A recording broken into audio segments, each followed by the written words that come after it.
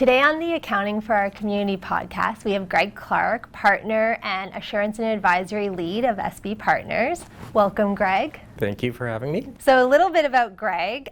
Greg has a diverse practice including manufacturing clients, technology, auto dealerships, financial services, real estate, healthcare, landscape and horticulture, and knowledge-based industries as well. So a wide variety of clients.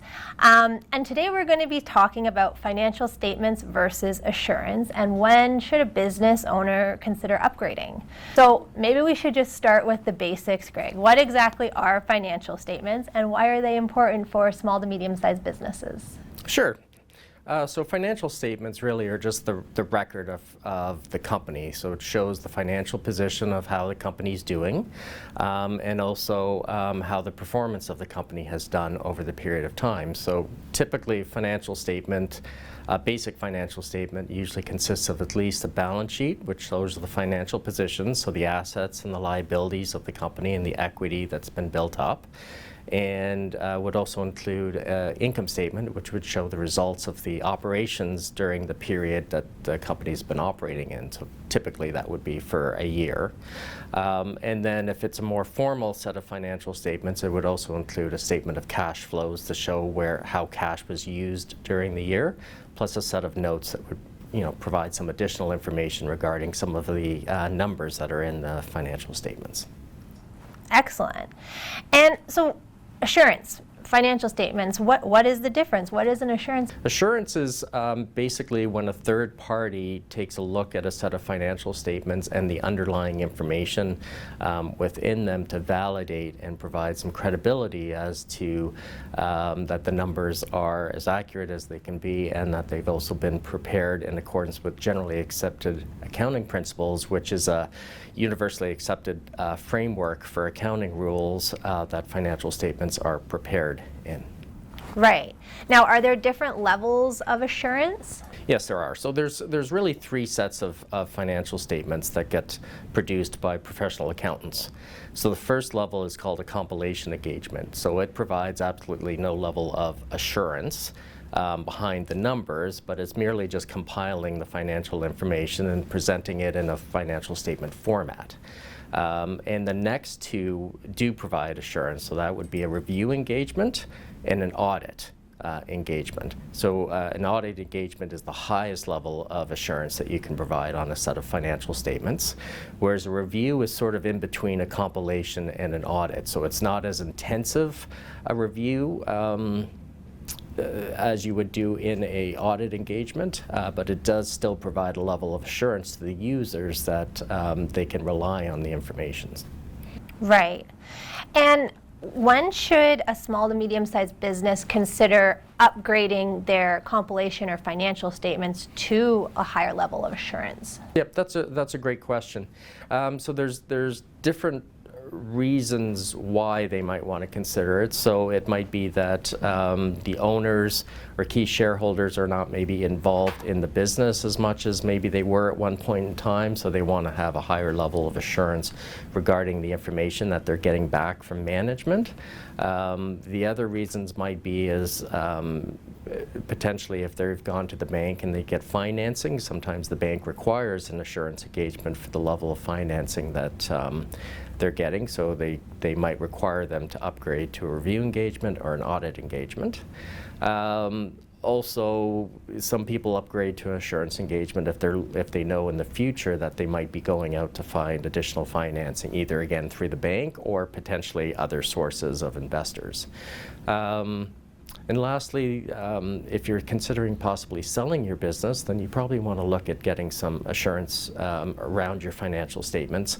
Again, prospective purchasers would be really interested in seeing and be very valuable because they'd know that they'd be able to rely on the financial information that they're looking at, and that is also prepared under generally accepted accounting principles, so then they can make sure that they'll be able to compare those financial statements to other metrics that they're considering when they're looking and assessing companies for a purchase. So depending on the stage of business is in, essentially if you are have an assurance engagement, you could potentially be adding value to your business in the sense that if someone wanted to potentially buy a business, then they have these financial records to kind of validate them. Yeah, it would definitely make the purchase process easier, and probably also the due diligence process much easier, where the purchaser's coming in and they're looking at the financial performance of the company and the underlying numbers, and if there's already a set of assurance engagements in place, they may not necessarily dig as deep down into the numbers as they would otherwise if you didn't have any type of assurance on those statements. Right, okay. And are there specific indicators or thresholds that trigger when an insurance engagement would happen? Not really. It's more dependent on who the user is. So, as I said, a lot of times in a lending scenario or an investor scenario, those users will dictate the company having to prepare financial statements with some type of assurance, just because they're relying on those statements to monitor the loan and assess the company's ability to repay the loan. So typically it's really more based on who the users are to the financial statements, right, versus a metric or another type of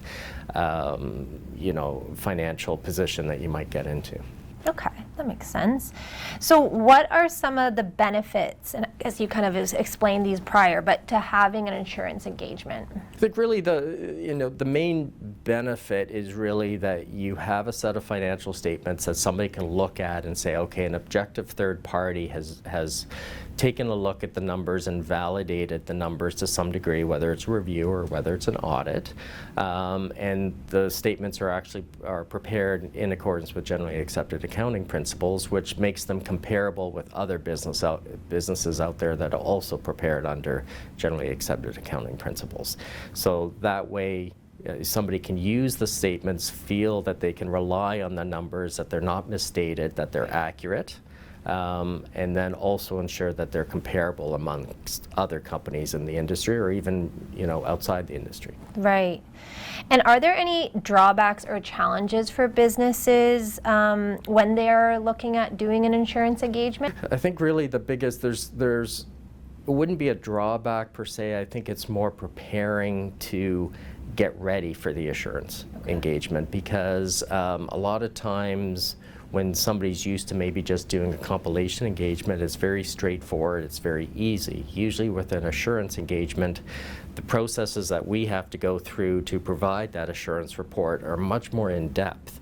So the accounting team needs to prepare for that and ensure they understand what they need to do to ensure that they get through that engagement as efficiently as possible with us, and usually if working with their professionals, we can provide some guidance around what they need to do to be able to get their records ready for us to be able to do a very efficient review engagement or audit engagement, and what types of information we'd be requiring from them and relying on to do those engagements. Right.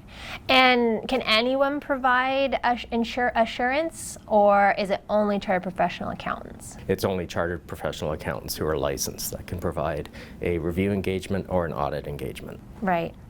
Now, wrapping up, is there any final advice that you would like to give to small to medium-sized businesses regarding financial statements and considerations when to upgrade to assurance? I think I think what I would say on that is, think of your financial statements as a tool, a key tool for you to use to understand where the company's at and where it's going. Ensure that that financial information is as accurate as possible, because you should be using that information to make your decisions. The other thing you need to consider is where's the company going and who are the users of those statements now, and who are the future users in the next 5 years. And if you believe that you will be needing financing, you will be selling the company or looking for other investors in the next let's say 3 to 5 years, you really should consider possibly moving to an assurance engagement to make that process easier for you. Well, that's great. Well, thank you so much, Greg, for this information. And if anyone has any questions, they can find you on their website at sbpartners.ca. And thank you for joining us. Thank you very much.